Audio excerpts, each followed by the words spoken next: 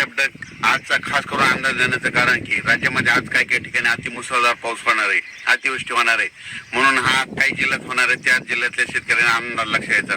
सगळ्यात महत्त्वाचा मुसळधार कुठं पाऊस पडणार आहे तर सगळ्यात महत्त्वाचं चंद्रपूर जिल्हा, नागपूर जिल्हा, भंडारा जिल्हा, गोंदिया जिल्हा, यवतमाळ जिल्हा, वाशिम जिल्हा, त्याच्यानंतर हिंगोली जिल्हा, त्याच्यानंतर परभणी जिल्हा, नांदेड जिल्हा, त्याच्यानंतर इकडं अमरावती, अकोला, बुलढाणा, त्याच्यानंतर जळगाव, संभाजीनगर, जालना, नंदुरबार, धुळे, मालेगाव, नाशिक आणि ह्या पट्ट्यामध्ये काय होणार आहे 30-31च्या दरम्यान काही ठिकाणी अतिमुसळधार पडणार आहे, काही ठिकाणी अतिवृष्टी होणार आहे. म्हणून हा अंदाज लक्षात घ्यायचा.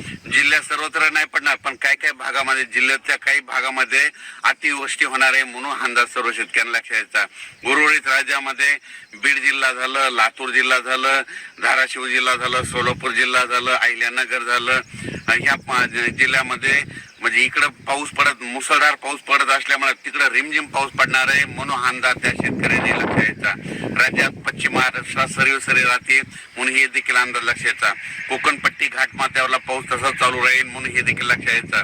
पण काही ठिकाणी अतिवृष्टी होणार आहे त्याच्यामध्ये सगळ्या सांगतो की त्या शेतकऱ्यांनी स्वतःची काळजी घ्यायची. विजेच्या कडकडासह पाऊस पडणार आहे म्हणून हा अंदाज लक्ष द्यायचा.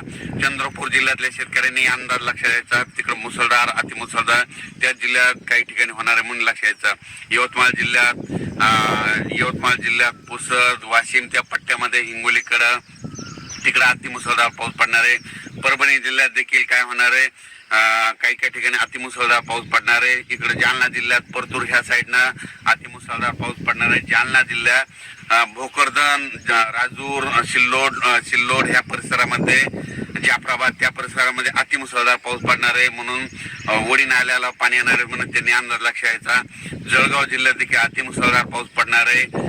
धुळे जिल्ह्यात देखील अतिमुसळधार पाऊस पडणार आहे. नंदुरबार जिल्ह्यात देखील अतिमुसळधार पाऊस पडणार आहे म्हणून हा अंदाज लक्ष द्यायचा. पण ह्या पट्ट्यामध्ये एक कमी दाबाचा पट्टा जात असल्यामुळं ह्या पट्ट्यात अतिमुसळधार काही ठिकाणी मुसळधार कुठं शेतातून पाणी निघणारा पाऊस पडणार आहे.